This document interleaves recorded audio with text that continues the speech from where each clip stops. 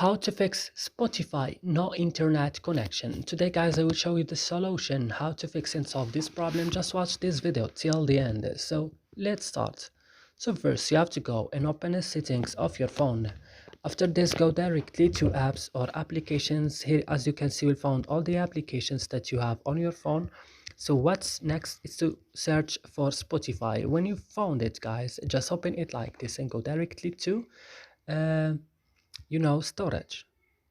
Then go to the last button, clear data, click OK, and then go back and click on force stop and click OK. And don't forget the last things now is to go into Play Store and updating your Spotify, and also you have to restart your phone.